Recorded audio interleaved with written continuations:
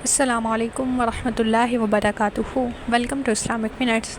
آج کا ہمارا ٹاپک اس بات پر ہے کہ فٹنس کلچر اور جم جانے کے بارے میں اسلام کیا کہتا ہے۔ کیا اسلام اس کی اجازت دیتا ہے یا یہ محض جسم دکھانے اور ریاکاری کا ایک ذریعہ بن چکا ہے؟ اللہ تعالیٰ نے قرآن مجید میں ارشاد فرمایا، اور اپنے آپ کو ہلاکت میں نہ ڈالو۔ یہ آیت اس بات کی دلیل ہے کہ انسان کو اپنی صحت اور جسم کی حفاظت کرنی چاہیے۔ اسی طرح نبی کریم صلی اللہ علیہ وسلم نے فرمایا، طاقتور مومن اللہ کے نزدیک کمزور مومن سے بہتر ہے اور زیادہ محبوب ہے۔ اس سے پتہ چلتا ہے کہ صحت مند اور مضبوط رہنا اور جسمانی طاقت کے ساتھ ذہنی طاقتور بھی ہونا اسلام میں پسندیدہ عمل ہے۔ نبی کریم صلی اللہ علیہ وسلم نے اپنے زمانے میں صحابہ کرام کو تیر اندازی، گھڑ سواری اور دوڑ جیسے کھیلوں کی اجازت دی، جو جسمانی طاقت بڑھانے کے ذرائع تھے۔ اس بات کی دلیل ہے کہ ورزش اور جسمانی فٹنس اسلام میں پسندیدہ عمل ہے، بشرطیکہ کہ مقصد صرف طاقت اور صحت ہو۔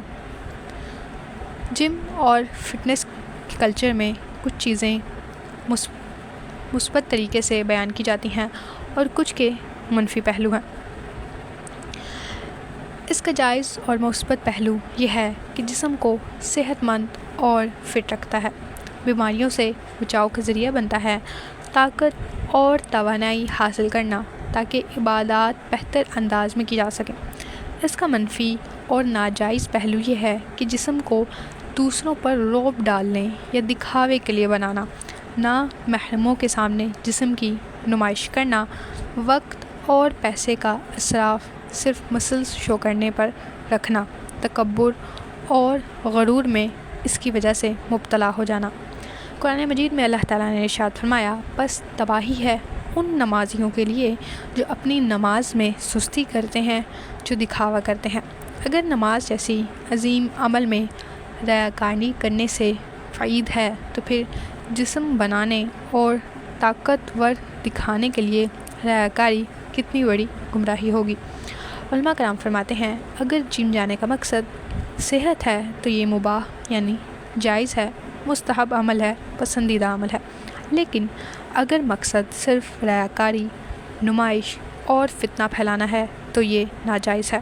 اگر ورزش کے دوران لباس شرعی اصولوں کے مطابق نہیں، جیسے مردوں کا چھوٹے شارٹس پہننا یا عورتوں کا بے پردہ ہو کر جم جانا، تو یہ حرام اور گناہ ہے۔ اسلام میں صحت مند رہنا اور ورزش کرنا پسند ہے۔ جم جانا اور جسم فٹ رکھنا بالکل جائز ہے جب تک مقصد صحت اچھی کرنا ہو۔ دکھاوا، ریاکاری، جسم کی نمائش اور تکبر اس عمل کو گناہ میں بدل دیتے ہیں۔